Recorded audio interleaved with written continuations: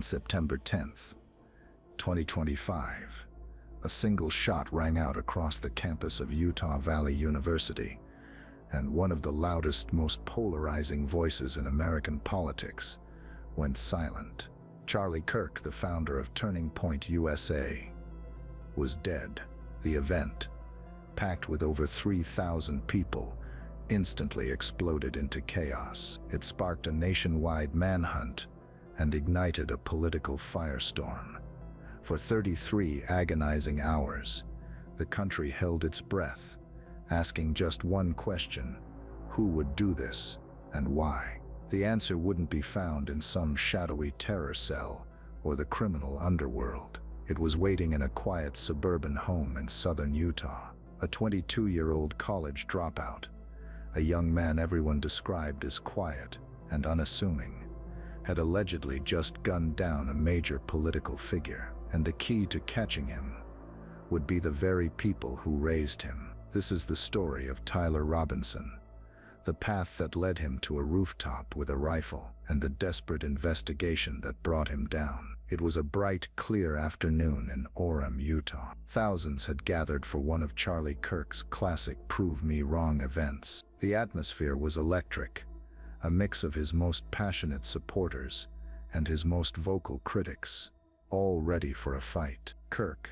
who was never one to shy away from confrontation, sat under a tent with a mic in his hand, sparring with students. Then at around 12:20 p.m., right in the middle of a sentence, the sharp crack of a rifle shot cut through the air. Video from the event shows him being struck in the neck before slumping out of his chair. Panic erupted. In the pandemonium, nobody saw where the shot came from. The assassin was a ghost. For a day and a half, law enforcement had almost nothing, just some grainy surveillance photos of a person of interest, and one chilling clue: a high-powered rifle, wrapped in a towel, ditched in the woods. The investigation felt like it was going nowhere. But then, late on the evening of September 11th, a phone rang at the Washington County Sheriff's Office. A man was on the line, his voice cracking under a terrible weight. He believed he knew who the shooter was. It was his son. Before his face was plastered on every news channel in the country,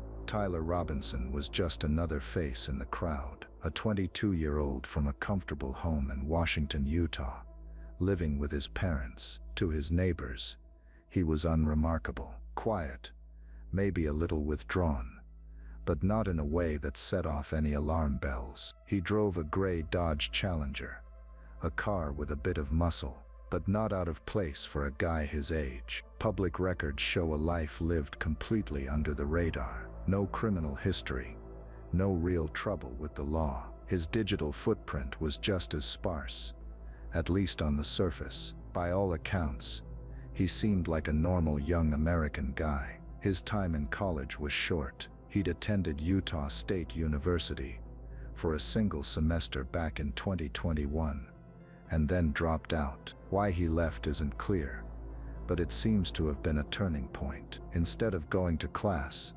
Tyler's world started to shrink. His focus turned inward, and more online. His family later told investigators that in the years since, Tyler had become intensely political. And this wasn't just a casual interest. It was a hardening of his beliefs that seemed to be eating up all of his time and energy. This change didn't happen overnight. It happened quietly, in the glow of a computer screen and on encrypted messaging apps. Like a lot of young men his age, Tyler found his community online. Investigators would later find his activity on Discord, a popular messaging platform. It was there, in isolated servers and private chats, that his political anger grew, fed by a constant stream of outrage and extremist ideas. He drifted from mainstream politics to the fringes, a place where everything is black and white, good versus evil, us versus them. To his family, the signs were easy to miss. He was spending more time alone in his room. He was quieter at the dinner table. When he did talk politics, it was with a new, strange intensity. One of the figures he focused on was Charlie Kirk. A family member said that Tyler had a specific and powerful hatred for the conservative activist. At a family dinner not long before the shooting, he brought up Kirk's upcoming event at Utah Valley University. He didn't just mention it. He talked about Kirk with a venom that was jarring. He told his family that Charlie Kirk was full of hate, and that he was spreading hate. To them, it might have just sounded like the passionate, overheated talk of a young person. Looking back, it was a warning. He wasn't just arguing with Kirk's ideas. He was turning him into a villain, a symbol of everything he hated. This radicalization was happening in a world completely separate from his real life. He was living at home, eating dinner with his parents, passing them in the hallway, all while living in a different reality in his head. There's no evidence he was part of any real-world group. The authorities are convinced he acted alone, a lone wolf radicalized in the echo chambers of the internet. His plans were his own, built in secret. The ideology was born online, but what he was about to do was terrifyingly real. And he wasn't just talking anymore. He was getting ready. He acquired his weapon, not a simple handgun, but a Mauser .30 caliber bolt-action rifle, a military-grade weapon, and he attached a scope. This wasn't a gun you buy for self-defense. It was a sniper's tool, chosen for its ability to kill from a distance. The choice of weapon alone shows how much thought went into this. It was a calculated execution, not a crime of passion. Just how deep his planning went would become horrifyingly clear from messages he sent to his roommate on Discord. In those chats, he laid out his whole strategy. He talked about needing to get his rifle from a draw point, meaning he'd stashed it ahead of time. He described watching the spot where he'd left the rifle in a bush, wrapped in a towel. This wasn't a fantasy. These were logistics. He was treating a college campus like a battlefield. But the most disturbing detail was what he'd done to the bullets. In the messages, he mentioned that the rifle was unique, and that he had engraved them. That small, sadistic detail reveals a mind not just ready to commit violence, but one that took pleasure in it. A mind that wanted to leave a personal, taunting signature on a man's final moments. Tyler Robinson, the quiet kid from southern Utah, had become a man with a secret, a plan, and a target. And on the morning of September 10th, he drove his gray Dodge Challenger toward Orem, ready to make his hateful ideology a national tragedy. September 10th, 2025, started like any other day at Utah Valley University.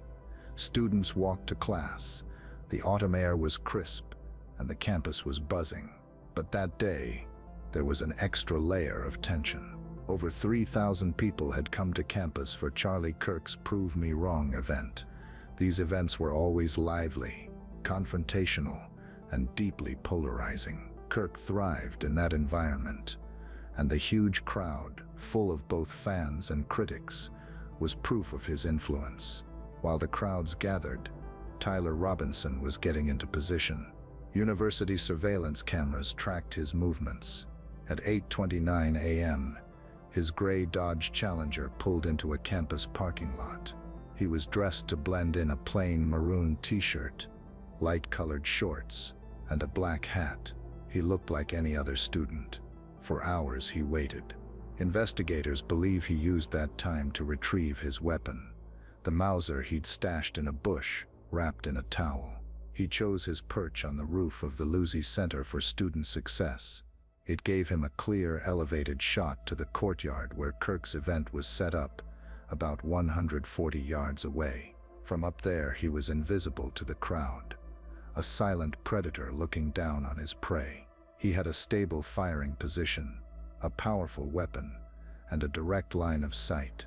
The whole setup was chillingly professional. Police would later find trace evidence on the rooftop that told the story of his final moments before pulling the trigger. Shoe prints, a forearm print, and a palm print left behind as he steadied himself for the kill. Down in the courtyard, the event was underway. Around 12:20 p.m., about 20 minutes after he started speaking, Charlie Kirk was debating a student. He was sitting in a chair, microphone in hand, totally in his element. He was animated, confident, and had no idea what was about to happen. Then came the sound, a single, sharp crack, in the open air, and the noise of the crowd. It wasn't immediately clear what it was. A firecracker, a problem with the speakers. For a split second, there was just confusion. Then the horror set in. Charlie Kirk's body went rigid. The bullet, fired from the Lucy's center roof, had hit him in the neck. He slumped out of his chair and onto the ground. Chaos. Screams drowned out the debate. People scattered, diving for cover, not knowing if more shots were coming. Security rushed the stage, but it was too late. The single shot had been brutally effective. While panic took over the courtyard, Tyler Robinson was already making his escape. Surveillance cameras caught his next moves. He didn't wait around. He moved to the edge of the building and jumped from the roof, a drop of at least 1 story. He hit the ground and fled into a nearby neighborhood. He moved fast. He ran to a wooded area at the edge of campus and dumped the murder weapon, leaving the Mauser rifle, still wrapped in a dark towel, hidden in the brush. He also left the ammunition behind, a choice that would give investigators one of their most disturbing clues. With the weapon gone and the crowd still in shock, Tyler Robinson disappeared. He had changed his clothes, another calculated move he'd mentioned in his Discord messages. He simply walked away from the chaos he had created, leaving behind a dead man, a terrified campus, and a nation on the edge of a political breakdown. The ghost who fired the shot had vanished as quickly as he arrived. In the minutes after the shooting, law enforcement swarmed the Utah Valley University campus. Local police, state authorities, and soon the FBI began the massive task of figuring out what just happened. The first 24 hours were a mess of false leads. 2 different people were detained, including one man described as a local political gadfly, but both were quickly cleared. The investigation was up against a wall. They were hunting for an assassin who had seemingly vanished. The big break came from the evidence. A search of the woods near campus turned up the rifle, a Mauser .30 caliber with a scope wrapped in a dark towel, just as Tyler had described. With the rifle they found the ammunition, and on the bullet casings, they found the engravings. These weren't just scratches, they were messages, taunts from the killer. One unfired casing read, "Hey fascist, catch." Another was a reference to an Italian anti-fascist song, "Oh Bella Ciao, Bella Ciao, Bella Ciao, Ciao." A third was a cruel childish joke, "If you read this you are gay llama." And the casing from the fatal shot itself had a bizarre internet culture reference. "Notices bulges OWO, what's this?" These engravings offered a direct, disturbing look into the shooter's mind, a toxic mix of political hate, online slang, and a deep, cold-blooded cruelty. While forensics teams worked, the FBI put out a call for help, offering a $100,000 reward. They released surveillance images of the person of interest in dark clothing, wearing a hat and a backpack. Then came the video, a clip of him on a staircase, and most dramatically, footage of him jumping from the roof right after the shot. The images went everywhere. The manhunt was officially on. For a day and a half, thousands of tips flooded in. But the one that cracked the case didn't come from a stranger. It came from inside Tyler Robinson's own home. In Washington, Utah, over 250 miles away, Tyler's father saw the images released by the FBI, and he recognized his son. The realization must have been sickening. A moment of pure horror. He confronted Tyler. He showed him the photos. He asked him if he was the person the entire country was looking for, and Tyler confessed. His father's first instinct was to do the right thing and have his son surrender. But Tyler refused. He was cornered, but he wasn't ready to give up. Facing an impossible choice, Tyler's father made a call that would lead to his son's capture.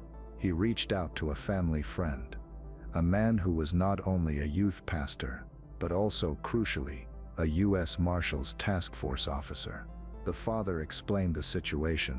His son had just confessed to murdering Charlie Kirk, and he wouldn't turn himself in. The officer's instructions were clear. Keep Tyler there. Don't let him leave. Help is on the way. A quiet, tense standoff began inside the Robinson home. Meanwhile, the family friend called the Washington County Sheriff's Office with the explosive tip. At last, the ghost had a name: Tyler Robinson. Investigators, now with a name and a location, moved fast. They confirmed the tip by talking to Tyler's roommate, who showed them the damning Discord messages. The rifle, the scope, the towel, the engraved bullets, it all matched the evidence from the scene. The digital trail sealed the confession. In the early morning of September 12th, just 33 hours after the fatal shot, law enforcement surrounded the Robinsons' home. There was no shootout, no dramatic final stand. Tyler Robinson was taken into custody without a fight. He was booked into the Utah County Jail on charges of aggravated murder. Later that day, Utah Governor Spencer Cox stood with the FBI director and made the announcement. "We got him," he said. He laid out the timeline and praised the family's crucial role. On the evening of September 11th, Cox explained, a family member of Tyler Robinson reached out to a family friend who contacted the Washington County Sheriff's Office with information that Robinson had confessed. It was a story of profound personal tragedy, but also of a family's civic duty. A heartbroken father had made the choice to hand his own son over to justice, bringing the manhunt to a swift end. The lone wolf was caught, not by a lucky break or some high-tech dragnet, but by the conscience of his own family. The arrest of Tyler Robinson ended the manhunt, but it was just the beginning of a long and painful story. A 22-year-old college dropout with no criminal record is now at the center of one of the most shocking political crimes in modern American history. The authorities are certain he acted alone, the product of an isolating and potent online radicalization. His case is a chilling example of how extremist ideas, born in the dark corners of the internet, can bleed into the real world with devastating results. It highlights a terrifyingly modern threat: the lone wolf attacker, who plans and carries out an act of terror not as part of some grand conspiracy, but as a personal mission cooked up in total solitude. The speed of the arrest was a testament to law enforcement, but more than anything, it was a story about a family. In the end, the person who stopped Tyler Robinson wasn't a cop or an FBI agent. It was a father who, faced with a horrifying truth, chose to do the right thing. It's a decision that is both heartbreaking and heroic, a painful act of love and responsibility that brought a killer to justice. The case against Tyler Robinson is now moving through the courts. As more details come out, we may get a clearer picture of what drove him to commit such a horrific act. But one thing is already clear: the shot that Tyler Robinson fired did more than just end a man's life. It exposed the deep and dangerous cracks running through our society, and it left a family and a nation to pick up the pieces. The path that leads a person to commit such an extreme act of violence is complex and deeply disturbing. If you're interested in more deep dives into the psychology and investigation of cases like this, please consider subscribing to our YouTube channel, and also follow us on Spotify.